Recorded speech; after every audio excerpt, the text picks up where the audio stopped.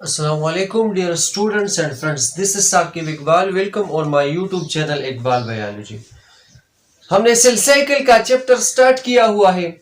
सबसे पहले वीडियो में हमने सेल साइकिल को डिफाइन किया और उसके क्लासिफिकेशन को एक्सप्लेन किया। उसके बाद वीडियो में हमने डिस्कस किया इंटरफेस और उसमें जो हमारे पास डिफरेंट स्टेजेस है, यानी हमारे पास G1 phase, S phase, G2 phase, G0 phase.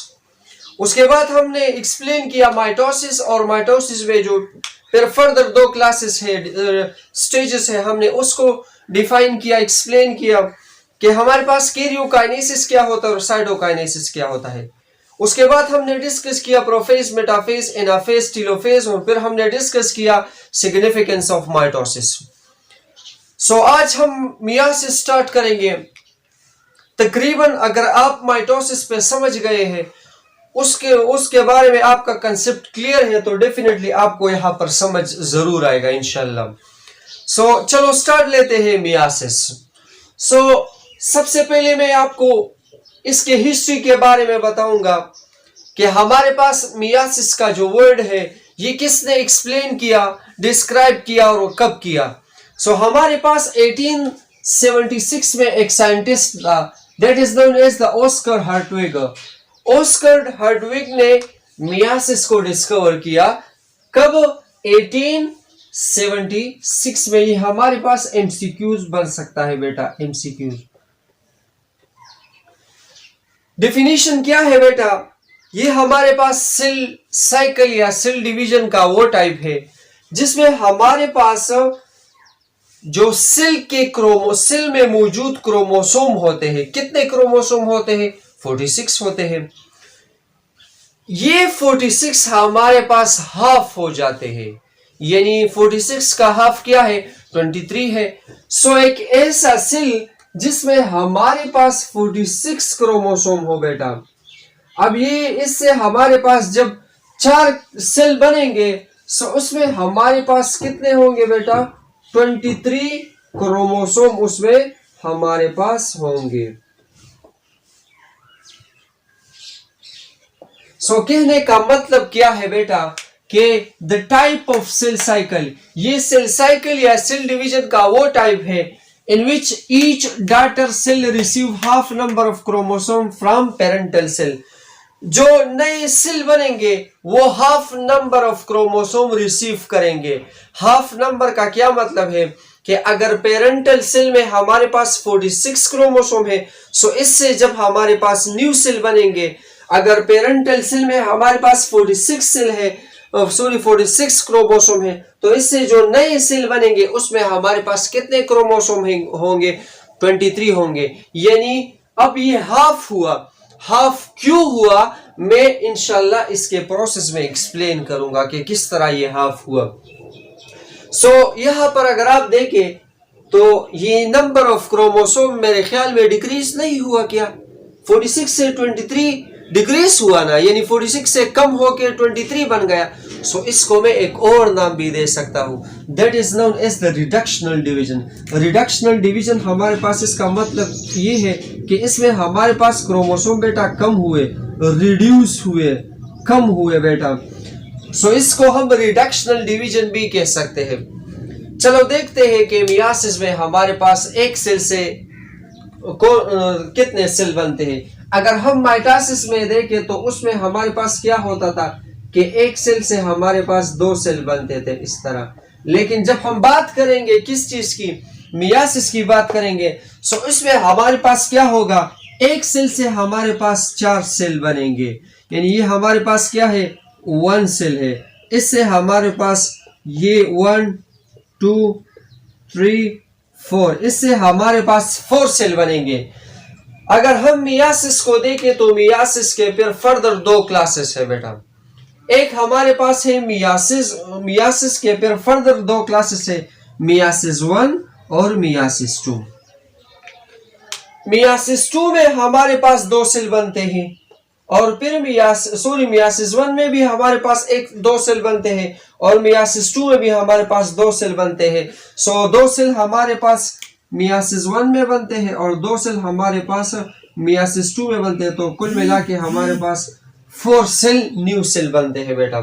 अब इसी मियासिस 1 को फिर हमने फिर फर्दर क्लासिफाई किया हुआ है प्रोफेज, मेटाफेज, एनाफेज, टीलोफेज। लेकिन अगर आप देखें बेटा यहाँ पर हमारे पास मियासिस के साथ क्या है 1 है, सो हर एक के साथ 1 1 लगाया जाएगा। Prophase 1, metaphase 1, anaphase 1, telophase 1। अगर आपको ये चीजें याद नहीं होती तो याद रखिए कि हमारे पास पुराना मेट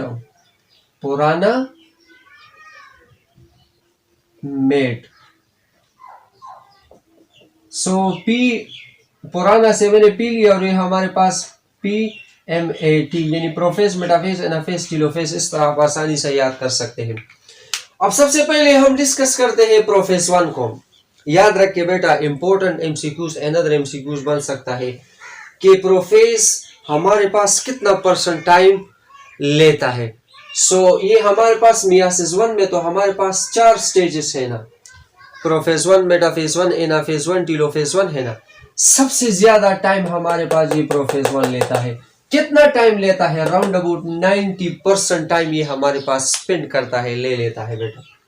अगर हम प्रोफेज 1 में देखें कि प्रोफेज 1 में हमारे पास क्या क्या होता है बेटा, सो ये हमारे पास क्रोमोसोम है एक, ये हमारे पास दूसरा क्रोमोसोम है। यहां पर लोग अक्सर कंफ्यूज होते हैं।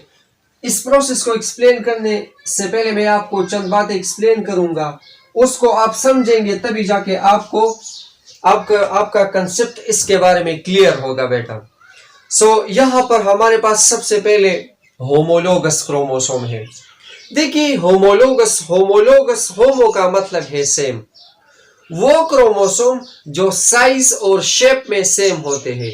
यानी होमोलोगस क्रोमोसोम हमारे पास क्या होते हैं? क्या होमोलोगस क्रोमोसोम बेटा, होमोलोगस क्रोमोसोम हमारे पास क्या होते हैं? ऐसे क्रोमोसोम जो साइज और शेप में हमारे पास क्या होते हैं? सेम होते हैं बेटा। सो ऐसे क्रोमोसोम को हम क्या कहेंगे? Homologous chromosome.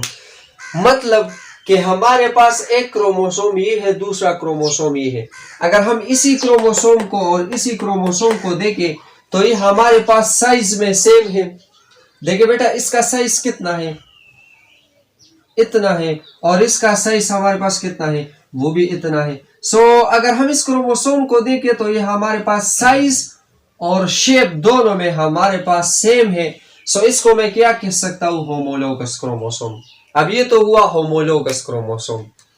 अब यहां पर आपके बुक में चंद और वर्ड्स यूज हुए हैं, that is known as the sister chromatid और नॉन सिस्टर क्रोमेटिड। देखिए बेटा हम इस एक आम को क्रोमेटिड कहते हैं। ये एक क्रोमेटिड, ये दूसरा क्रोमेटिड, ये एक क्रोमेटिड, ये दूसरा क्रोमेटिड। सो हमारे पास अब सिस्टर और नॉन सिस्टर क्रोमेटिड क्या होते हैं बेटा?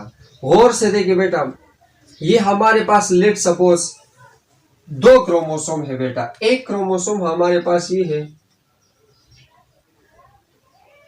ये एक क्रोमोसोम हुआ बेटा, और दूसरा क्रोमोसोम हमारे पास बेटा ये है।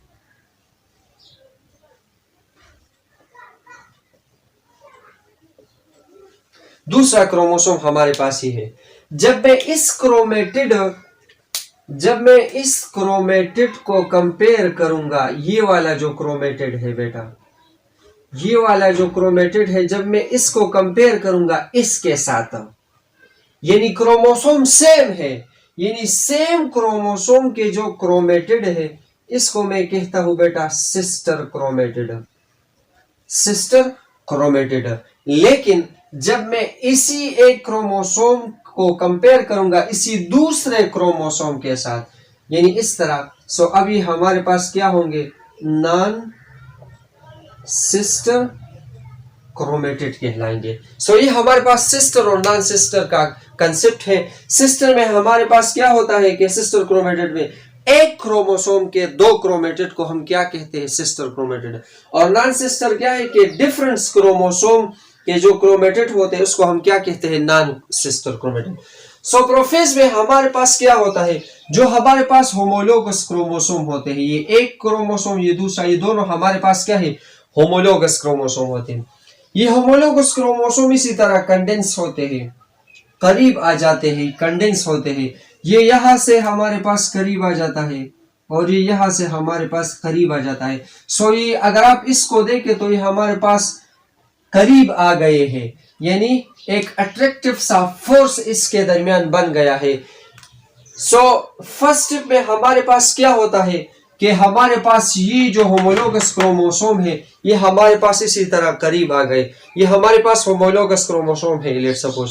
सो इस स्टेप में क्या होता है कि एक दूसरे के करीब आ जाते हैं, इतने करीब आ जाते हैं कि इसके दरमियान अट्रैक्टिव फोर्स कायम होता है बेटा। इसके बाद हमारे पास क्या होता है, ये मजीद करीब आते हैं, यानी यहाँ इस स्टेप में तो हमारे पास ये इतने करीब आए थे, इस स्टेप में हमारे पास ये मजीद करीब आ गए। इसी तरह हमारे पास अगर हम इसी स्टेप में देखें तो यहाँ पे हमारे पास एक्सचेंज होता है, ठीक है ना, एक्सचेंज होता है, साइनेप्सिस होता है बेटा। साइनेप्सिस यहाँ से स्टार्ट हुआ। साइनेप्सिस का मतलब ये कि हमारे पास मिल गए और यहाँ पे हमारे पास ये कंप्लीट साइनेप्सिस होगा।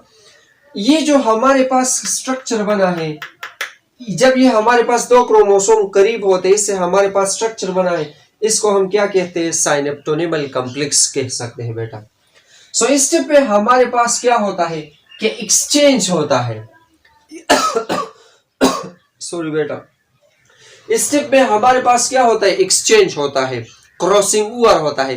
क्रॉसिंग ओवर का मतलब ये है कि ये जो ब्लू मार्कर वाला क्रोमोसोम है ये हमारे पास कुछ एक्सचेंज करता है पार्ट इस वाले के साथ। एग्जांपल देखते हैं बेटा, क्या होता है कि ये लेट सपोज हमारे पास एक क्रोमोसोम है, ये हमारे पास दूसरा क्रोमोसोम है। जब ये हमारे पास कंबाइन हो गए, इससे साइनेप्टोनिमल कॉम्प्लेक्स बन गया, अब ये एक्सचेंज करेगा, ये क्रोमोसोम इसको अपना हिस्सा देगा और ये क्रोमोसोम अपना हिस्सा इसको देगा। किस तरह देखते हैं, ये इसने अपना हिस्सा दे दिया इसको और इसने अपना हिस्सा दे दिया इसको। सो अब ये हमारे पास एक्सचेंज हुआ और ये जो हमारे पास वो पॉइंट जिसमें हमारे पास ये क्रोमेटिड कंबाइन हुए, इसको हम क्या कहते हैं, चियास्मा, या somebody call it as कियास्मा। सो यहाँ पर हमारे पास कियास्मा, हमारे पास वो पॉइंट होता है जहां पर हमारे पास क्या होता है बेटा,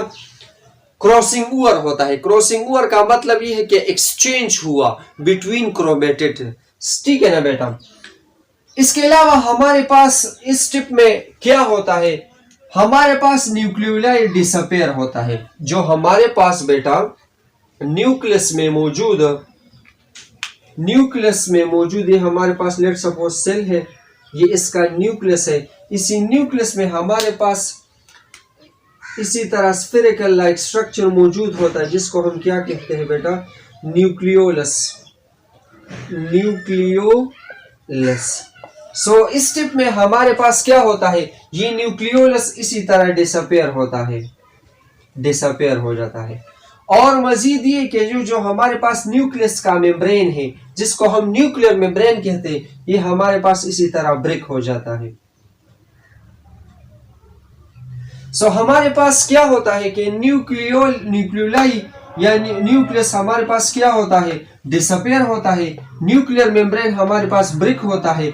सेंट्रियोल जो हमारे पास होते हैं वो ऑलमोस्ट अपोजिट पोल पे आ जाते हैं, ये एक सेंट्रियोल, ये दूसरा सेंट्रियोल। सो अब ये तो हमारे पास बातें हुई किस चीज के, हमारे पास प्रोफेज 1 के। ये हमारे पास क्या है, स्पिंडल फाइबर है बेटा। सो इसके बाद हमारे पास क्या होता है वो हम देखते हैं कि हमारे पास बेटा मेटाफेज में क्या होता है, मेटाफेज 1, एनाफेज 1, टीलोफेज 1 में हमारे पास क्या क्या होता है। अगर आप इससे एक स्क्रीनशॉट लेना चाहते हैं तो ले लीजिए, ठीक हो गया। हमारे पास अब मेटाफेज 1 में हमारे पास क्या होता है कि जितने भी क्रोमोसोम होते हैं वो एक सेंटर पे अरेंज होते हैं, और इससे हमारे पास एक सेंटर में हमारे पास बेटा अगर आप देखें तो इससे एक प्लेट सा बन जाता है, जिसको हम क्या कहते हैं बेटा, known as the metaphase plate हम इसको कहते हैं, मेटाफेज प्लेट हम इसको कहते हैं। अब इसके बाद हमारे पास क्या होता है कि इस फेज में हमारे पास क्या होता है, एनाफेज, ये जो हमारे पास स्पिंडल फाइबर है बेटा, ये हमारे पास क्या है, स्पिंडल फाइबर है बेटा, स्पिंडल फाइबर है बेटा। अब ये स्पिंडल फाइबर क्या करते हैं कि इसी क्रोमोसोम को अपनी तरफ खींचता है, ये इस तरफ खींचता है और ये स्पिंडल फाइबर इस तरफ खींचता है। सो दोनों तरफ से हमारे पास खींचता है इसी तरह, और ये हमारे पास फाइनली सेपरेट होते हैं। एक क्रोमोसोम, हम हाफ क्रोमोसोम यहाँ पर आ जाते हैं, हाफ क्रोमोसोम हमारे पास यहाँ पर आ जाते हैं। सो इसके बाद हमारे पास एनाफेज में हमारे पास ये अपोजिट होते हैं। एक क्रोमोसोम, हम हाफ क्रोमोसोम यहाँ पर आ जाते हैं, हाफ क्रोमोसोम हमारे पास यहाँ पर आ जाते हैं। सो इसके बाद हमारे पास एनाफेज में हमारे पास ये अपोजिट पोल पे हमारे पास आ जाते हैं। इसके बाद हम लास्ट स्टेप यानी टेलोफेज 1 में हमारे पास क्या होता है, जो न्यूक्लियर मेम्ब्रेन ब्रेक हुआ था फर्स्ट फेज में हमारे पास प्रोफेज 1 में, अब वो हमारे पास इसी टेलोफेज 1 में दोबारा रीअपेयर होगा, यानी रीअपेयर होगा। न्यूक्लियोलस जो डिसअपेयर हुआ था अब यहाँ पर दोबारा रीअपेयर होगा। सो यहाँ पर हमारे पास क्या होगा बेटा, ये न्यूक्लियर का मेम्ब्रेन हुआ, रीअपेयर हुआ, ये हमारे पास न्यूक्लियोलस हुआ, यहाँ पर भी हमारे पास सेम प्रोसेस होगा, न्यूक्लियोलस भी हमारे पास रीअपेयर होगा। और इसके बाद हमारे पास ये जो सेल मेम्ब्रेन है बेटा, ये इसी तरह इनवर्ड मूवमेंट स्टार्ट करेगा, इसी तरह इनवर्ड मूवमेंट स्टार्ट करेगा, और ये हमारे पास फाइनली डिवीजन करेगा, उससे हमारे पास 2 सेल बनेंगे। सो हमारे पास मियासिस 2 में 2 सेल बनते हैं, मियासिस 1 में 2 सेल बनते हैं, बन गए। अब मियासिस 2 में फिर हम 2 सेल बनाएंगे, वो हम इंशाल्लाह नेक्स्ट वीडियो में डिस्कस करेंगे, क्योंकि ये वीडियो हमारे पास थोड़ा लार्ज हुआ बेटा।